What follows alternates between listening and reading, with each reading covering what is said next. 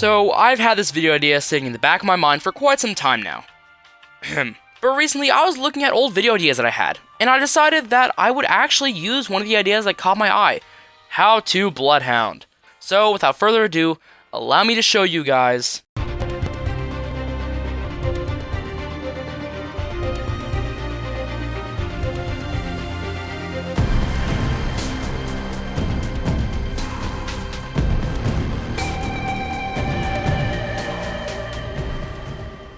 So, first thing you need to know about Bloodhound is that they're a recon legend, which means recon legends can scan a modified survey beacon to reveal enemy positions on the map for about 30 seconds. However, enemies will be notified when they get scanned, so just be mindful of that. So, now that we understand exactly what the recon class perk is, I'm going to tell you how to maximize it, and it's quite simple actually. Just if you can scan it, do. The thing about it is that the enemies will obviously know that they got scanned, but when people get scanned, they honestly never really do anything about it, or really try to track you down.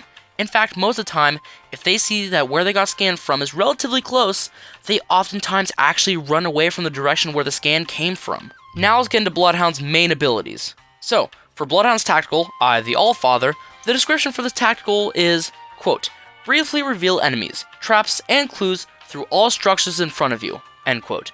The cooldown for this ability is 25 seconds in a 125-degree cone in front of you. All enemies, traps, clues, and loot ticks are highlighted and tracked to be seen by you and your allies.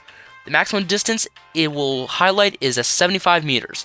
It will also tell you how many hostiles were detected, with the max number of detected hostiles being 10.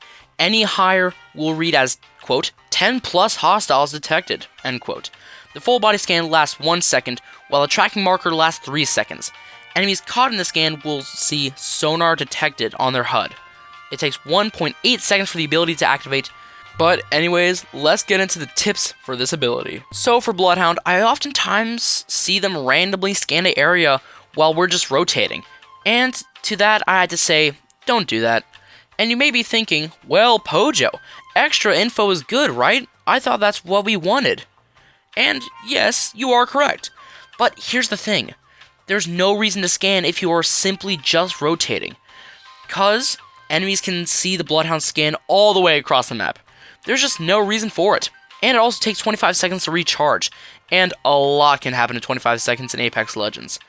And not being able to have that in the middle of a fight can be detrimental to you and your team.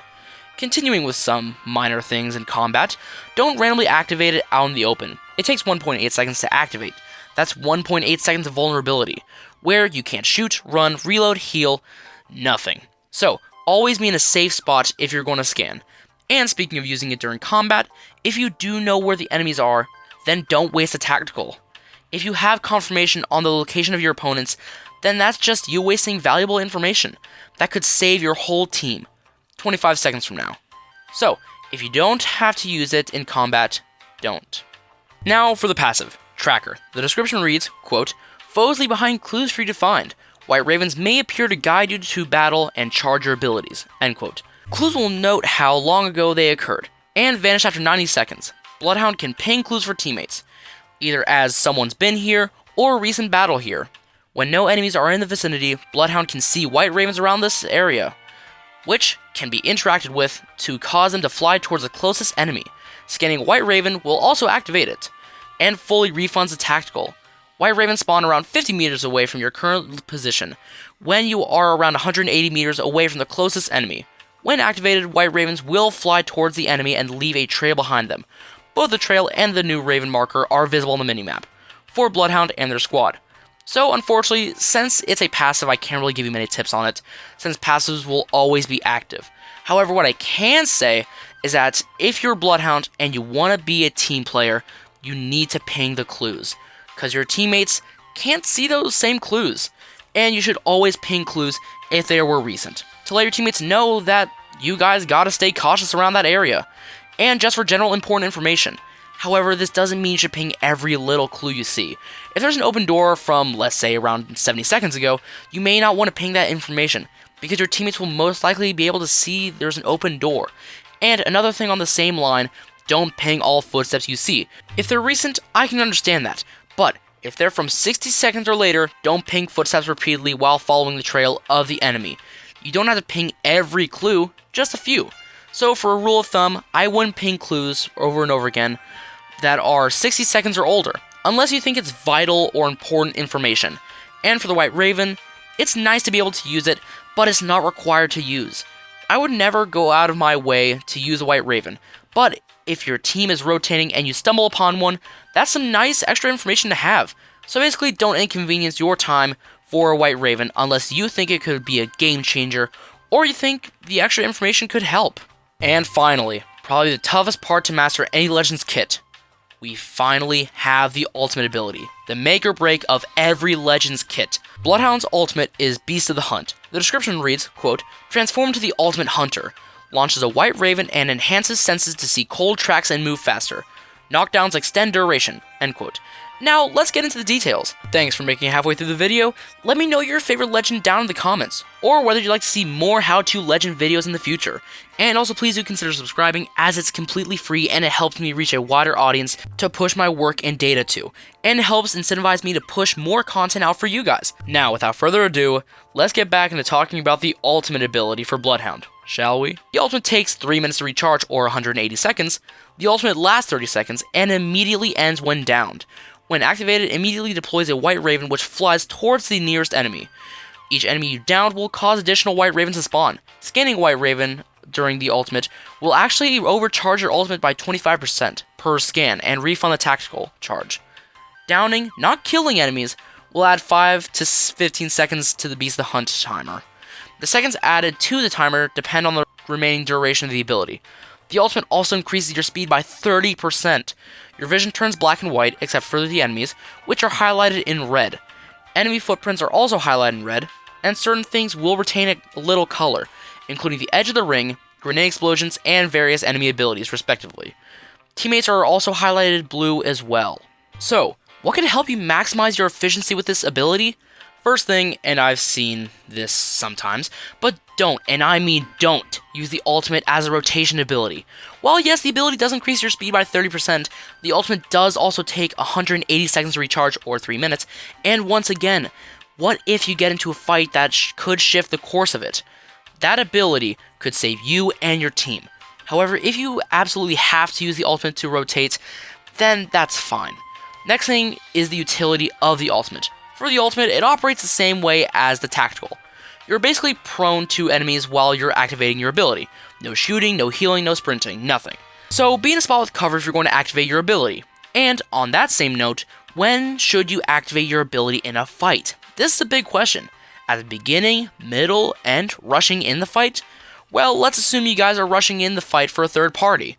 You'd most likely want to activate the ultimate just before you enter the area with the enemies, allowing you to activate it before the enemies can see you, but not too early to where the enemies will hear the ultimate activation. Because let me tell you something, that ultimate is loud, and I mean loud. So, when you activate it, at this point, it's too late for the enemies to really get ready for you and your team to barge in. And that's another thing. When you have your ultimate ability activated, do you lead the attack or do you stay back? Well, you as the Bloodhound tracker should lead the battle, but not where your teammates are far away. You need coordination as a Bloodhound ultimate.